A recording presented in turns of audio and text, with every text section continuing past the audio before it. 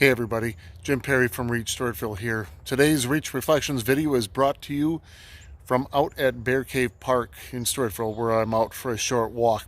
So if we talk about a building or another structure or a tree out here having integrity, we talk about it being built on a strong foundation and not being affected or taken down by its environment.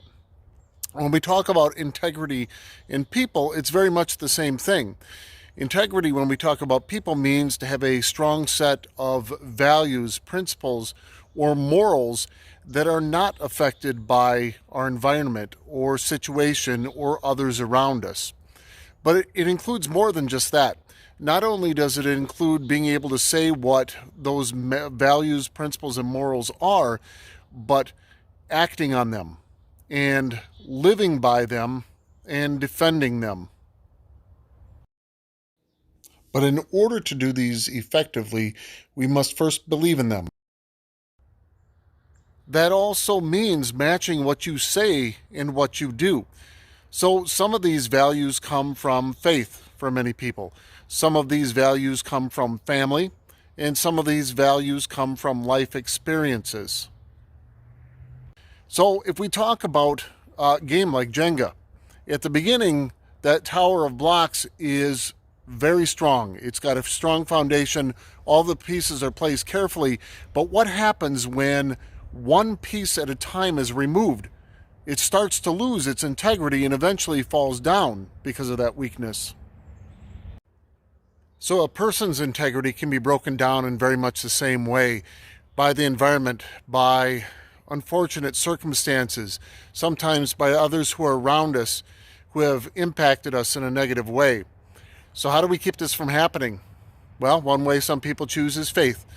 The other way would be to surround ourselves with people that we admire the choices that they're making, that we admire the way that they live, and then we lean on them for support when we feel like we may be going astray.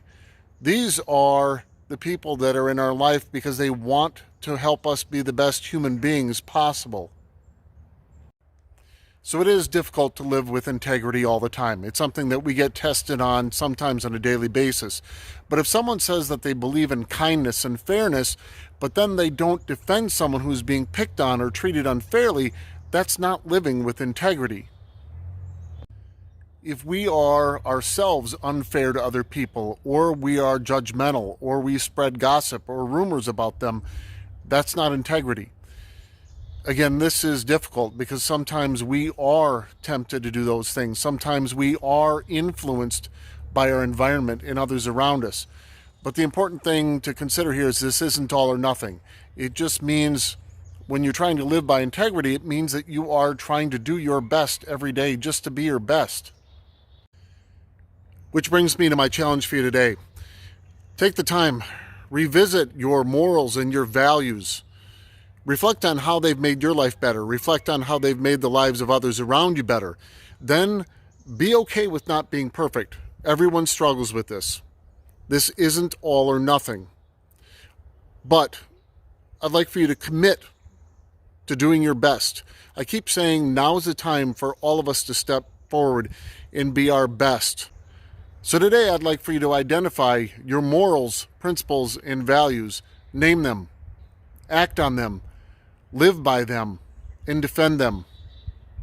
This is true integrity. I wish you well. Talk to you soon.